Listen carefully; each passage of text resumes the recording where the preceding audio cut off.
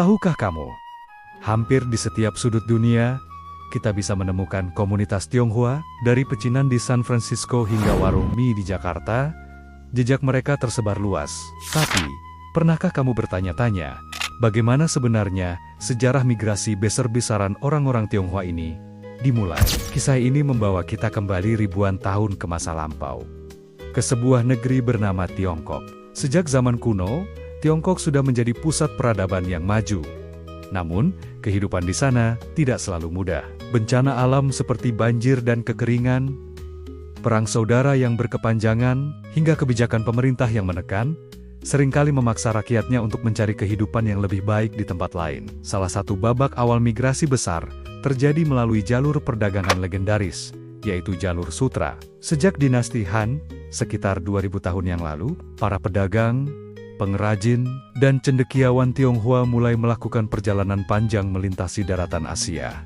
Segalanya berawal ketika Kaisar Han Wudi mengirim utusan bernama Zhongqian ke Asia Tengah sekitar tahun 138 sebelum Masehi.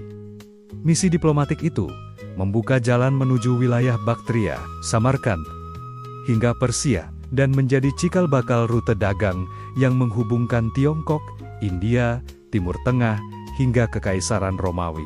Barang dagangan utama dari timur adalah sutra, teh, dan porselen. Sementara dari barat datang emas, kaca, kuda, dan batu permata. Namun, jalur sutra bukan sekadar jalur dagang.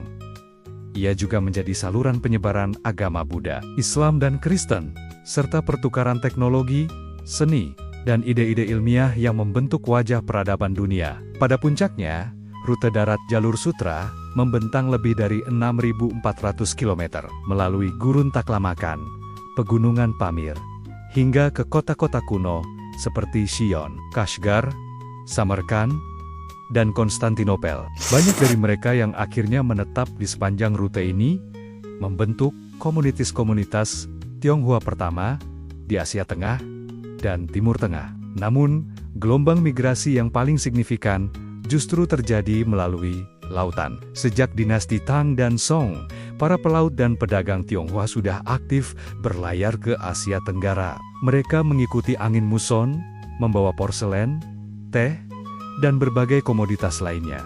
Pelabuhan-pelabuhan di wilayah yang sekarang kita kenal sebagai Indonesia, Malaysia, Thailand, dan Filipina menjadi tujuan utama mereka. Awalnya, mereka datang sebagai pedagang musiman.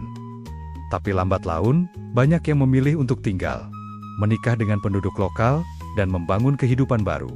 Mereka inilah yang menjadi cikal bakal komunitas peranakan yang kaya akan perpaduan budaya. Puncak migrasi ke Asia Tenggara terjadi pada abad ke-15, didorong oleh ekspedisi yang dipimpin oleh Laksamana Cheng-ho dari dinasti Ming.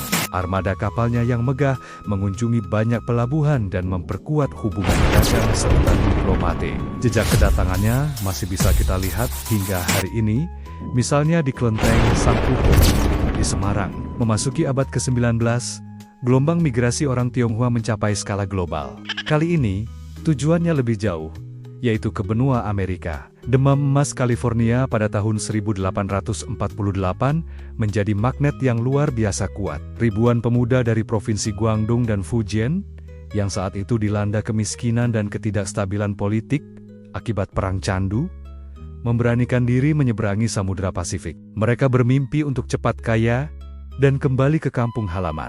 Kenyataannya, kehidupan di Amerika tidaklah mudah. Mereka menghadapi kerja keras di tambang emas, diskriminasi rasial, dan kondisi hidup yang berat. Tidak hanya di tambang, mereka juga menjadi tenaga kerja utama dalam proyek raksasa pembangunan rel kereta api transkontinental yang menghubungkan pesisir timur dan barat Amerika. Mereka dikenal sebagai pekerja yang ulet dan tangguh, mengerjakan bagian-bagian tersulit dari proyek tersebut dengan upah yang lebih rendah dibandingkan pekerja lain. Meskipun kontribusi mereka sangat besar, sejarah seringkali melupakan peran penting para pekerja Tionghoa ini. Dari perjuangan inilah, komunitas-komunitas pecinan atau Chinatown mulai tumbuh di kota-kota besar seperti San Francisco, New York, dan Vancouver di Kanada, sebagai benteng pertahanan budaya dan sosial mereka. Benua lain yang menjadi tujuan utama adalah Australia. Serupa dengan di Amerika, penemuan emas di Australia pada tahun 1852 memicu kedatangan puluhan ribu imigran Tionghoa. Mereka datang dengan harapan yang sama, yaitu mencari peruntungan. Mereka bekerja di ladang emas, menjadi petani, tukang kebun, dan membuka toko-toko kecil. Namun, mereka juga menghadapi sentimen anti-Tionghoa yang kuat, yang bahkan berujung pada kebijakan White Australia Policy yang membatasi imigrasi dari Asia selama puluhan tahun.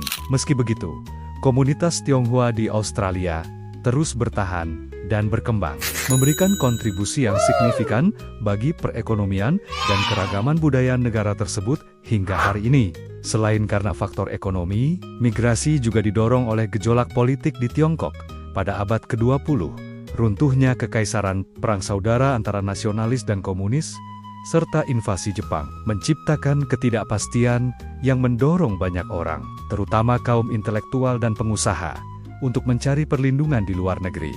Mereka tersebar ke berbagai penjuru dunia, dari Hong Kong, Taiwan, hingga ke Eropa dan Amerika Latin, membawa serta modal dan keahlian mereka. Kini, di era globalisasi, pola migrasi orang Tionghoa kembali berubah, bukan lagi didominasi oleh pekerja kasar yang mencari penghidupan, melainkan oleh para pelajar, profesional, dan investor. Mereka menempuh pendidikan di universitas-universitas terbaik dunia, bekerja di korporasi multinasional, dan berinvestasi di berbagai sektor. Diaspora Tionghoa modern ini menjadi jembatan penting yang menghubungkan Tiongkok dengan seluruh dunia, memainkan peran kunci dalam ekonomi, teknologi, dan pertukaran budaya global.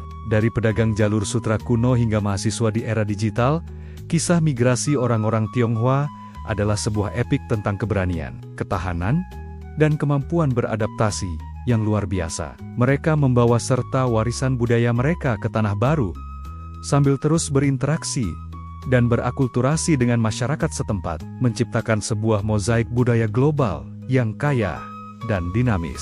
Sejarah mereka adalah bukti nyata bahwa pergerakan manusia adalah kekuatan pendorong di balik perubahan dan perkembangan peradaban dunia.